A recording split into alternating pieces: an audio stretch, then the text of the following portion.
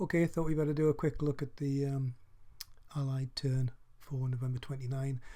I think I mentioned before we're looking at probably a change in the weather, or almost certainly a change in the weather after this turn. You can see there, if I just put that table in the centre, from December through to January we have 11 to 26 gives us the everyday conditions for most of the rest of the game.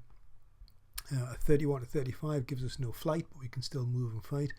And anything over 36 effectively just puts us into simulcast, so there'll be no real turns. So this is probably one of the last turns through that period. We'll just have to see kind of how it comes.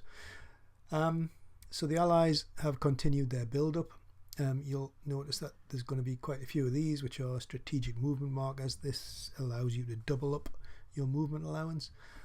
So again, by the Allies, it's a little bit of a last ditch trying to get units moved into place. Yeah, lots of things moving around. The HQ that was brought in there is now kind of settling down. You'll notice there that we spent some supply to bring 6th Armoured together, so you'll notice they're in reserve there, constituted as a unit. You'll notice that the American Armoured unit has moved from there, and again we've kind of just dug in a little bit. Over here we've thrown 2 units forward. I'm not sure about the wisdom of that, to be fair, but it's an interesting little position given that it's got mountains on 3 sides and it's got a river running through it.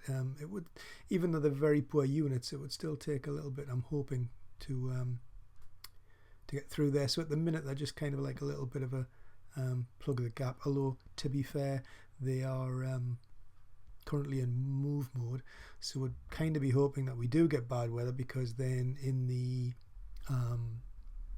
simulcast turn we could flip them to combat mode, so at least they've got that tiny bit more strength. Yeah, the one big thing which did happen was we, if you look up there, we can see we rolled a 10 for variables, and that gave us again the top result, which was very good, because as you remember the Spitfires took a hammering last turn in Bone.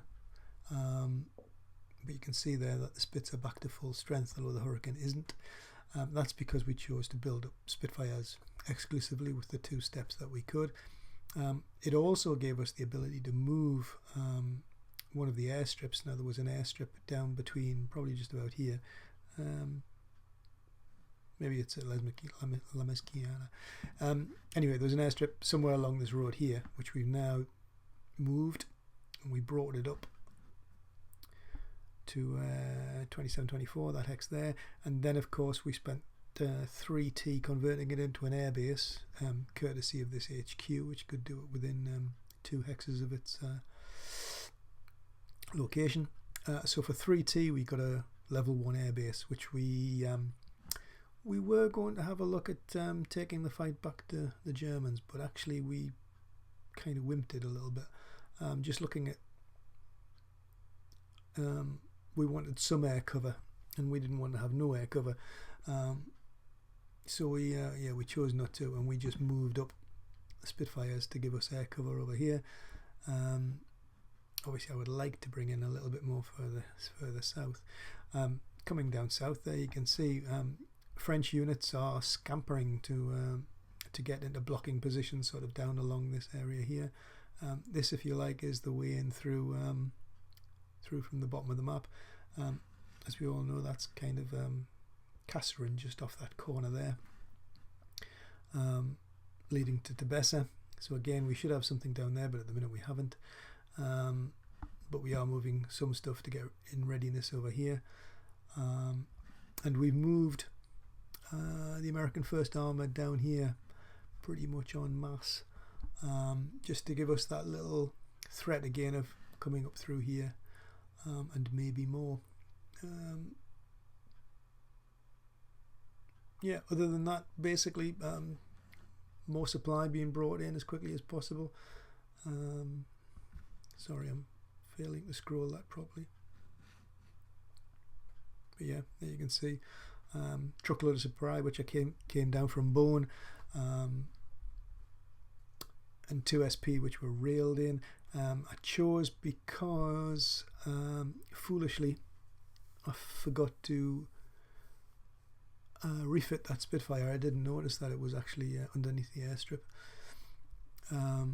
So I brought in another Spitfire on top. I do have a little bit of a notion that in an ideal world I would like to probably convert that, although it is expensive again in terms of supply, but maybe we will.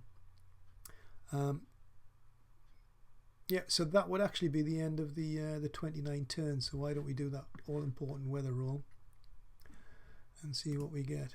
36. Yep, 36 is no flight in mud. So we're straight into that,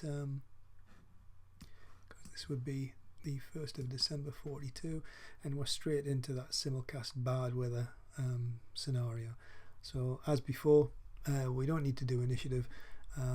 The next little vid will just be supply and mode changing.